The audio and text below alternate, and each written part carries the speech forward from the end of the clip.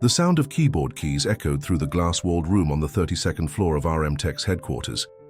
Richard Meadows sat behind his mahogany desk, with the city sprawling beneath him, reflected in the glass. He was absent-mindedly reviewing a contract, while Madison, his fiancée, was on the phone, ironing out details for the wedding that was less than 2 weeks away. The perfection of the life Richard had built seemed unshakable. The poor boy who once sold candy at school was now a billionaire CEO, about to marry one of the country's most followed digital influencers. And yet, something bothered him, something deep, buried under layers of success, power, and years of emotional repression. Richard stood, walking over to the corner bar where he poured himself some whiskey, despite it being only midday. Madison, engrossed in her phone call, didn't even notice. He gazed out the window, the horizon feeling as distant as the past he insisted on ignoring. Then the idea hit him. It wasn't planned or rational, but rather the result of wounded pride and unresolved bitterness.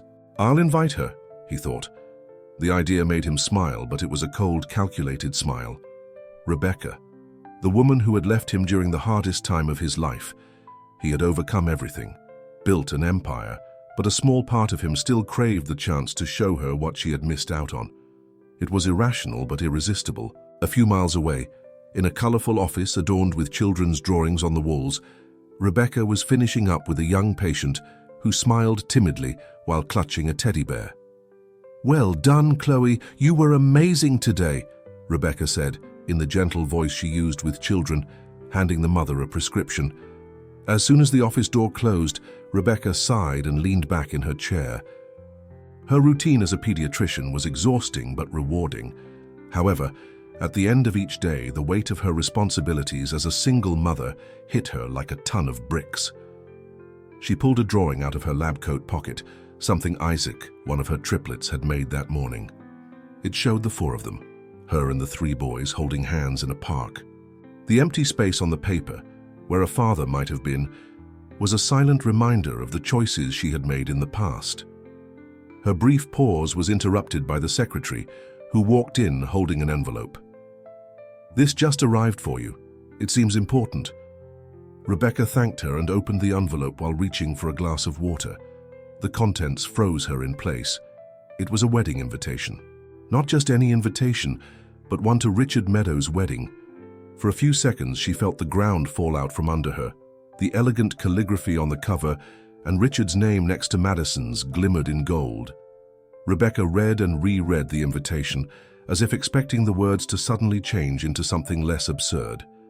His name brought her back to a whirlwind of memories. Richard and Rebecca had been an unlikely couple in college. He was the visionary programmer, obsessively working on a project no one seemed to understand. She was the future doctor, supporting and believing in him when the world seemed against him, until everything fell apart. Rebecca had ended the relationship after discovering Richard had used all their savings without consulting her, something she interpreted as betrayal and disrespect. At the time, she didn't know she was pregnant, and by the time she found out, it was too late. Richard was unreachable, and Beatrice Blackridge, always by his side, made any attempt at contact impossible. Now, years later, he reappeared with this affront disguised as an invitation. Rebecca knew the act wasn't innocent. Richard had always been proud, and the coincidence of being invited to such a grand event didn't escape her. "He wants to show me he's won," she thought. But what he didn't know was that Rebecca had her own victory: Dylan, Elijah, and Isaac. Her thoughts were interrupted by the secretary's voice as she returned to the room. "Rebecca, Dr. Edward left a message. He wants to confirm Elijah's appointment for tomorrow." Rebecca nodded, but her mind was far away. The doubt planted by the invitation was already consuming her. Attending the wedding would be painful, perhaps humiliating, but could it also be an opportunity to face the past head-on? And more importantly, to show Richard that she had also moved on, in her own way. That evening, as she tucked the boys into bed, the doubt lingered. Dylan insisted on hearing the same bedtime story. Elijah, the more sensitive one, hugged her before lying down as if sensing something. And Isaac, the most mischievous, asked endless questions about their next trip to the park. Rebecca smiled at them, but she felt the weight of the decision she had to make. When the three finally fell asleep, she sat at the kitchen table with the invitation in front of her. She ran her hand over the elegant paper as if that could help her decide. What did he hope to achieve by inviting her? And more importantly, what did she hope to gain by going? After hours of contemplation, Rebecca made her decision. She would go. But not to please Richard. She would bring the triplets with her. Let him see the consequences of his choices and the absence he didn't even know he had caused. With the invitation still in hand, Rebecca finally went to bed, but not without the certainty that her presence at the wedding would change everything. The sun shone brightly, reflecting off the colorful stained glass windows of the luxuriously decorated church. The entrance was packed with luxury cars, photographers and guests dressed to impress. Richard Meadows and Madison's wedding ceremony promised to be the event of the year, a celebration as grand as RM Tech's success. The red carpet stretched all the way to the main doors, contrasting with the opulent gold flowers adorning the pathway. Journalists jostled for space, trying to capture shots of famous guests, while the buzz about the perfect couple filled every corner. Inside, Richard adjusted his bow tie in front of the mirror in the private lounge reserved for him. His reflection showed a flawless man, but the look in his eyes revealed something else. Nervousness? Regret? He couldn't tell. He only knew that this ceremony, which was supposed to be the pinnacle of his life, brought a sense of unease he couldn't shake. "Is everything all right?" Beatrice Blackridge walked into the room as elegant as ever, with the demeanor of someone who had planned and overseen grand events like this countless times. Her presence was controlling, almost suffocating, but to Richard, she had always been an anchor. "Yes, of course," he replied, trying to dismiss the tension.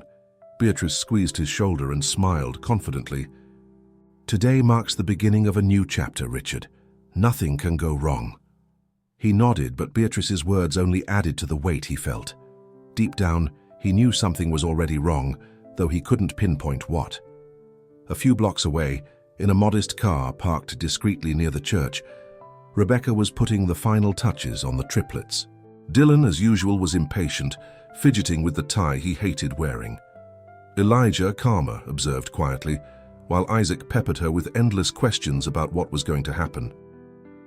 "Mom, why do we have to go to this wedding? We don't even know the groom," Dylan asked, his blunt tone already a signature trait. Rebecca sighed, searching for the right words. "It's complicated, sweetheart, but I promise you'll understand everything soon." Her voice was firm, but her heart raced. She knew it wouldn't be easy to step into that place and face Richard, especially with her children by her side. Rebecca stepped out of the car, adjusting the blue dress she had carefully chosen, subtle enough not to attract too much attention, but confident enough to make a statement. As she walked toward the church entrance with the triplets, she felt the curious gazes of some guests but ignored them. Her mind was focused on what was about to unfold. The sound of a string quartet filled the church as guests settled into their seats, exchanging pleasantries and comments about the ceremony that was about to begin. Rebecca entered discreetly, holding Dylan's hand with Isaac and Elijah trailing behind her. She found a seat toward the back and tried to blend into the crowd, but her arrival didn't go unnoticed. Her elegant dress, serene demeanor, and most notably, the three children by her side drew whispers and curious glances. At the altar, Richard found himself glancing toward the church doors almost instinctively. When he finally saw her, his heart skipped a beat. There she was, Rebecca, and beside her, three boys who looked like they had stepped out of his childhood photos. He blinked, confused as though seeing a mirage. The resemblance was undeniable. Madison, already positioned near the entrance for her grand entrance, noticed Richard's sudden discomfort and followed his gaze. When she saw Rebecca, she didn't immediately understand the reason for his reaction, but the name had come up a few times during the wedding planning, leaving her suspicious. The ceremony began, but Richard could barely focus. His mind was stuck on the sight of Rebecca, and more importantly, the children standing by her side. Who were they? Why were they here? And above all, why did they look so much like him? He averted his gaze, but the questions gnawed at his concentration. As the priest began to speak, Richard seemed to be in a trance. He recited his vows mechanically, without feeling the words, as flashes of memory flooded his mind. He remembered Rebecca's face during their college years, their conversations about the future, the dreams they had shared, and the abrupt end that had torn them apart. What he couldn't understand was why she was here now, with those children who seemed to scream a truth he didn't want to face. When the priest asked if anyone had any objections to the union, the church fell silent. It was a symbolic moment, one that no one ever interrupted at an event like this. But then, a child's voice shattered the tension. "Why is he marrying her and not you, Mom?" All eyes turned to the back of the church. The voice belonged to Isaac, the most inquisitive of the triplets. Rebecca tried to calm him, but it was too late. The murmurs among the guests grew louder. Madison at the altar turned to look toward the voice and saw Rebecca clearly for the first time. "Who are they?" The question slipped from Madison's lips, loud enough for those nearby to hear. Richard's expression shifted from embarrassment to a mix of panic and anger. "Rebecca, what are you doing here?" Richard finally spoke, his voice cutting through the church's silence. All eyes were now fixed on them. Rebecca raised her chin, maintaining the composure she had rehearsed so many times in the days leading up to this. "I came as a guest, Richard. I just thought it would be fair to bring your children too." The declaration hit like a bombshell. The murmurs among the guests turned into a cacophony of shocked comments. Madison, pale, stared at Richard, waiting for a denial that never came. "Your children," she repeated, her voice trembling with disbelief. Richard couldn't respond. He stared at the boys now standing beside Rebecca, their faces a mixture of curiosity and confusion. The resemblance was undeniable. His expression was a mix of fear, shock, and for the first time in years, regret. Madison stepped forward, her voice trembling with anger. "You told me she was just some ex. You lied to me." "I didn't know." Richard tried to defend himself, but his words felt hollow. The chaos had begun. Madison ripped off her veil with a dramatic gesture and turned to face Rebecca. "He's still obsessed with you, isn't he? This whole wedding, all of it was just some attempt to prove something to you." The silence that followed was heavier than any accusation. Madison threw her bouquet to the ground and stormed out, leaving Richard, Rebecca, and the guests in stunned silence. The ceremony was ruined, and so was Richard Meadows's pristine image. Richard stared at the whiskey glasses on the table in the luxurious apartment he once shared with Madison. The glow of the city at night filtered through the windows, but everything felt dull and lifeless. The wedding was cancelled, the scandal had taken over social media, and his name, once synonymous with success, was now attached to gossip and ridicule. Yet none of that bothered him as much as the image of the three boys in the church. The children, he now knew, were his. He was furious, but not at Rebecca. He was furious with himself.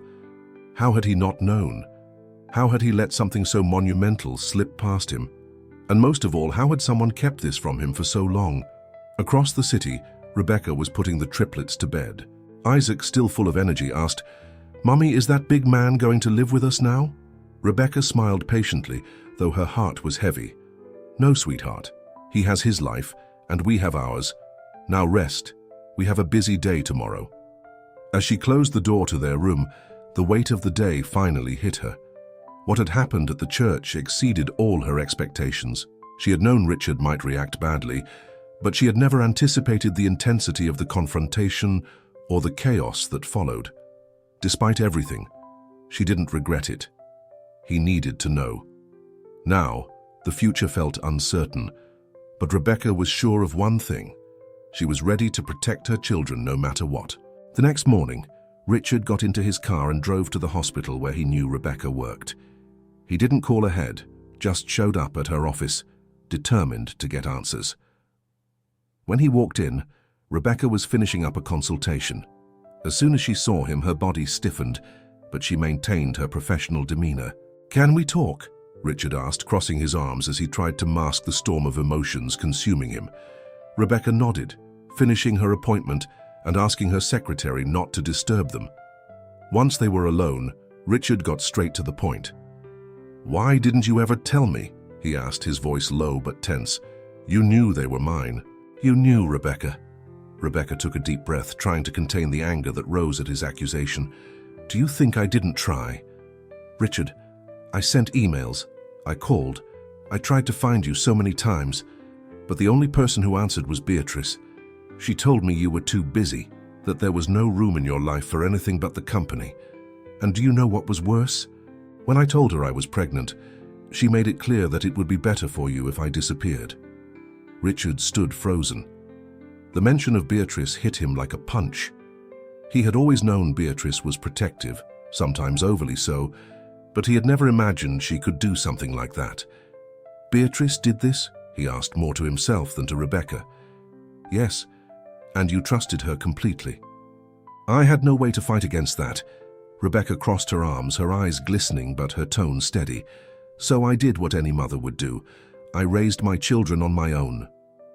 Richard looked away, her words hitting him with an uncomfortable truth. He thought back to all the times Beatrice had made decisions for him under the guise of protecting his career.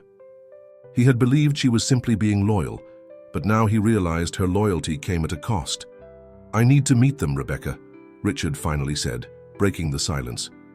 I know I can't make up for the time I've lost, but I want to be part of their lives.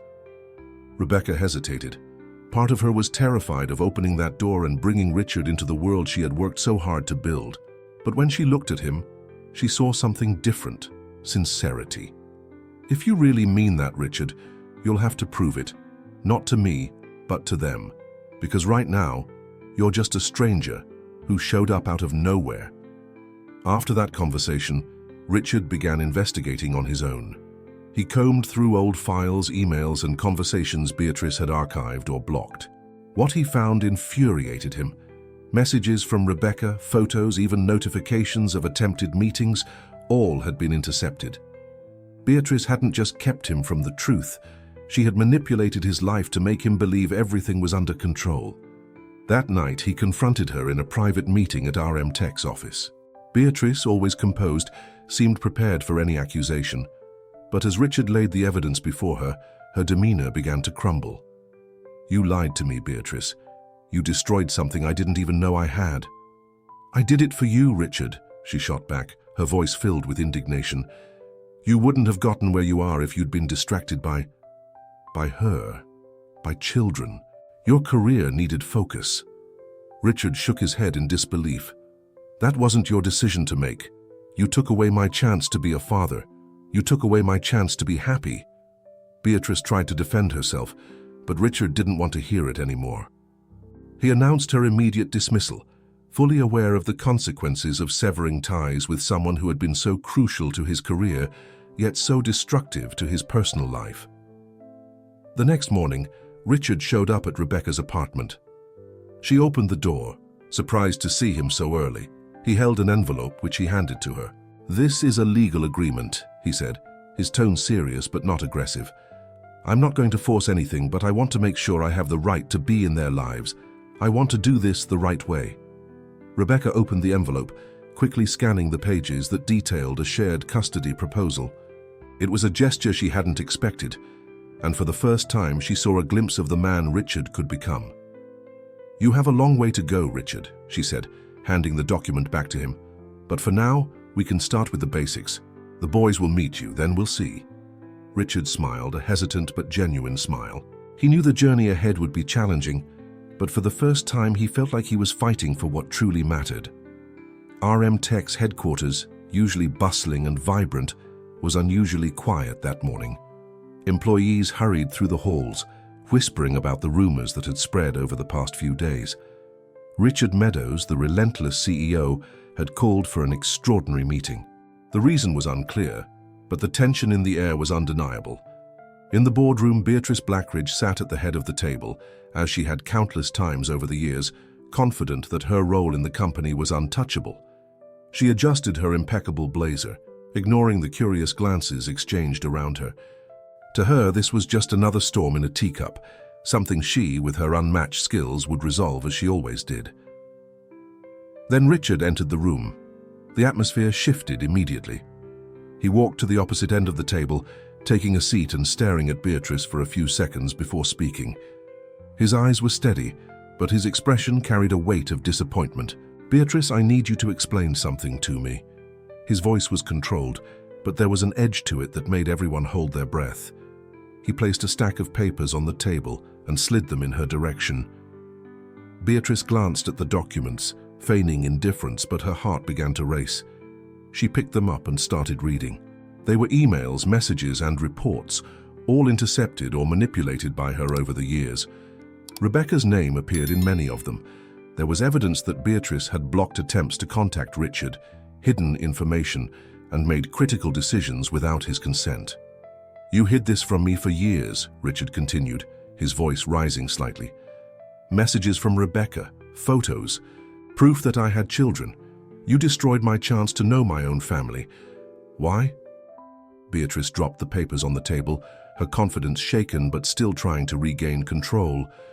"I did it for you, Richard. You had a vision. You had a goal. Do you think you would have achieved all this if you'd been distracted by a family? I protected your career. You had no right to make that decision for me," Richard shot back, his anger growing. "I trusted you, Beatrice, and you betrayed that trust. You used my life as a chessboard for your own game." "And what do you think would have happened if you'd known?" Beatrice countered, her voice filled with indignation. "Would you have dropped everything, left the company, risked it all for what?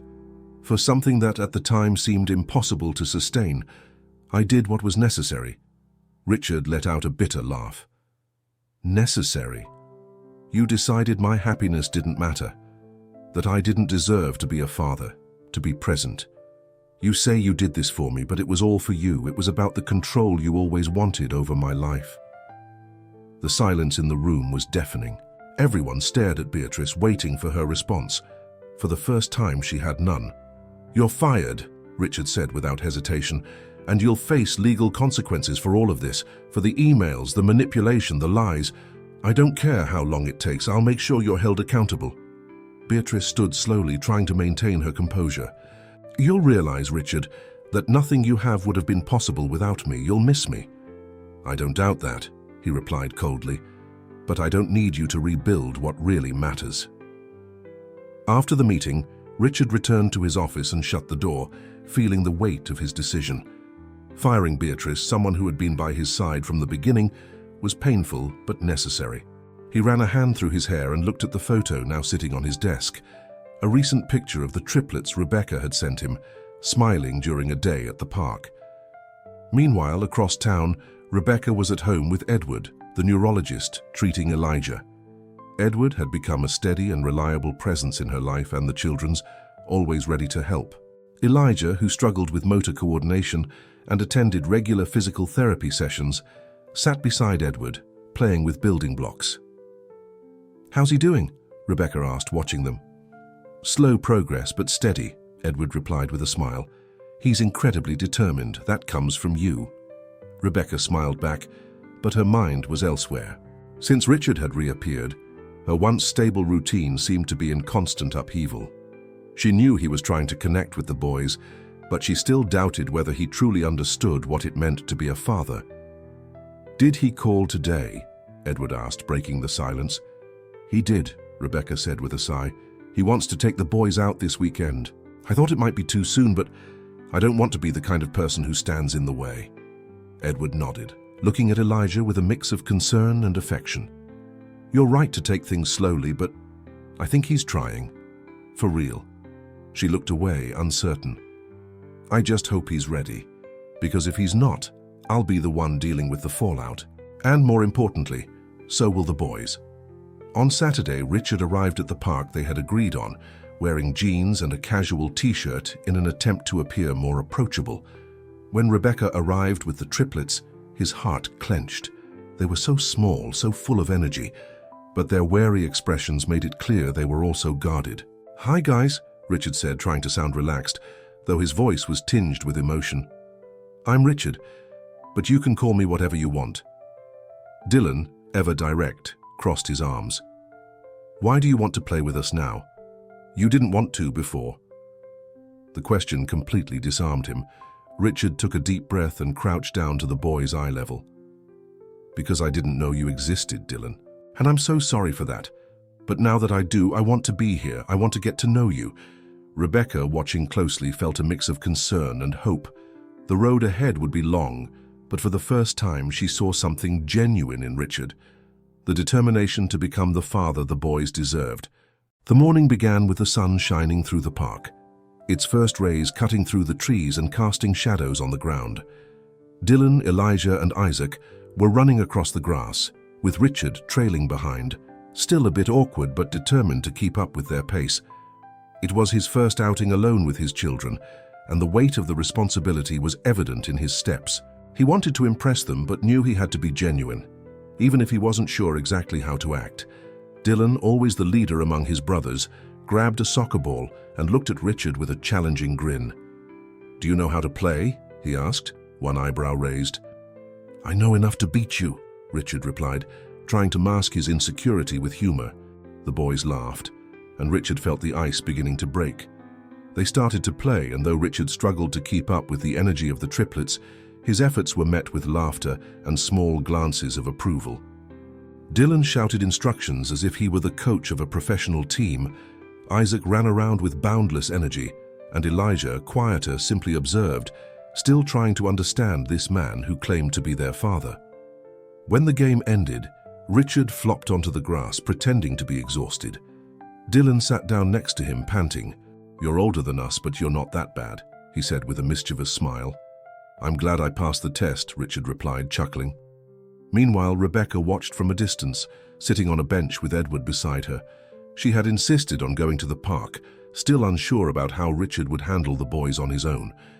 Edward understood her caution, but as he watched the interaction, he could see that Richard was trying, in a clumsy but sincere way. "He's trying to earn their trust," Edward said encouragingly. "I know," Rebecca replied, her eyes never leaving the scene. "But it's hard to trust that he'll keep showing up.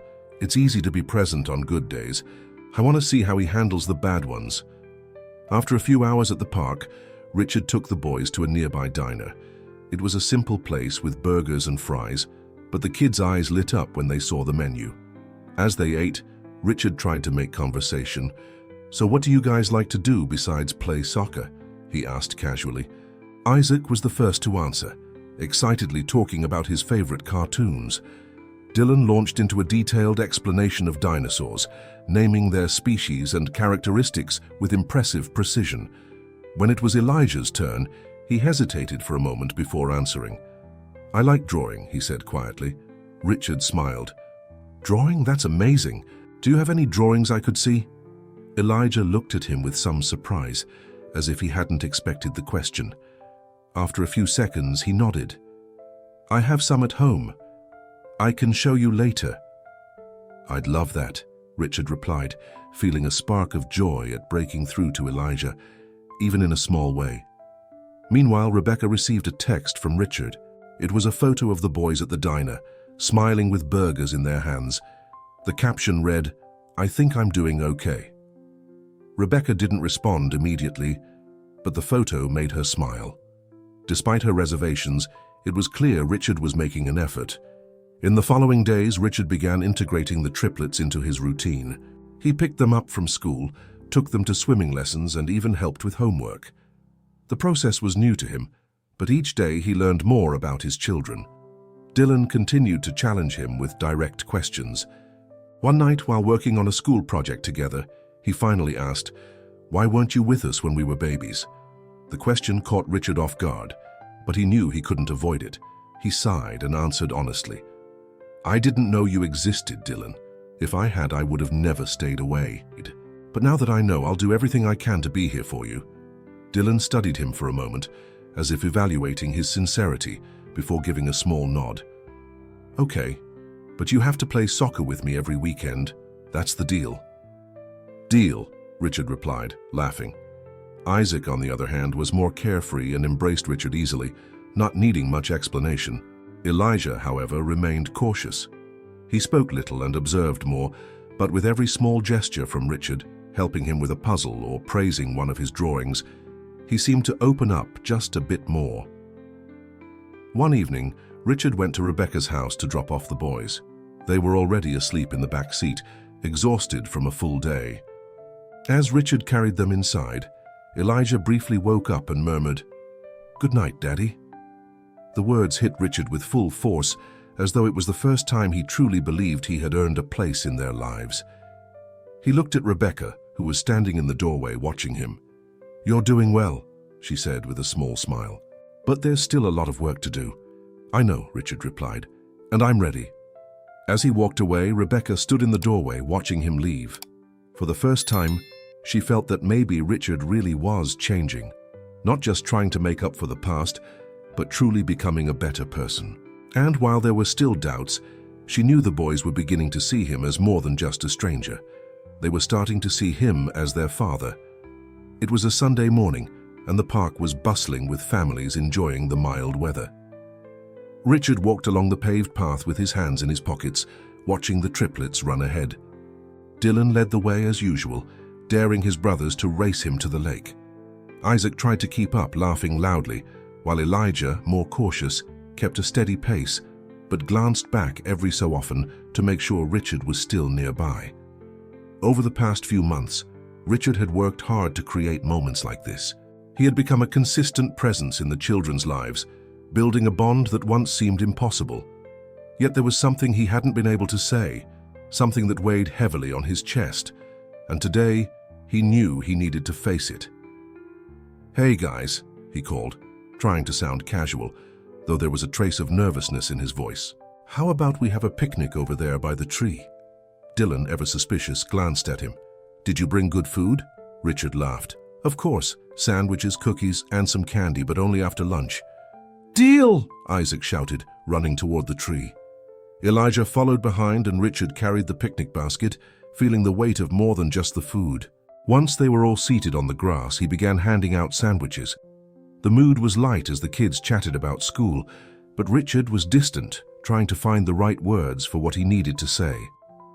"Boys," he began, his voice more serious now, "can I talk to you about something important?" The three stopped and looked at him. Even Isaac, always distracted, sensed the shift in tone and sat quietly. Richard took a deep breath. "I know that over the past few months I've been showing up more in your lives, but the truth is, it took me way too long to get here. I made mistakes, a lot of mistakes, and because of that I wasn't here from the beginning. I wasn't there when you were born, when you took your first steps or said your first words, and I'm so sorry for that." Elijah looked at him with wide, shiny eyes. Dylan frowned but stayed silent, and Isaac held a cookie, hesitating to take a bite. Richard continued, "I want you to know that if I could go back in time, I'd do everything differently. But what I can do now is promise that I'll never disappear again. I want to be here for everything, always." There was a heavy silence for a few moments until Dylan finally spoke, his characteristic bluntness cutting through. "Why didn't you know about us? We're not that hard to find." The question hit Richard, but he nodded slowly, acknowledging its validity. "You're right, Dylan. And I should have found out. I let other people decide what I knew and didn't know. I trusted the wrong people, and because of that I missed so much. But now I know the truth, and I won't let anything take me away from you again." Dylan stared at him for a long moment, as if weighing every word. Then he shrugged and said, "Okay, but you still have to come to my soccer games, and I want pizza after." Richard smiled, relieved. "Deal." Isaac, more spontaneous, came over and hugged Richard. "I like you, Daddy," he said, with the innocence only a child could have. Richard felt his eyes well up as he hugged Isaac tightly. "I love you," he said, looking at all three of them. "So much." Elijah, who had been silent the entire time, finally spoke. "Are you really going to stay?" Richard looked directly at him, his gaze filled with guilt and love. "I promise, Elijah. I'm not going anywhere." Elijah hesitated, but then stood and walked over, holding Richard's hand. "Okay," he said softly. It was a small gesture, but for Richard, it was the greatest sign of trust he could have received. Across the park, Rebecca watched the scene with a mix of emotions. She had decided to give Richard and the boys space, but she always kept a watchful eye.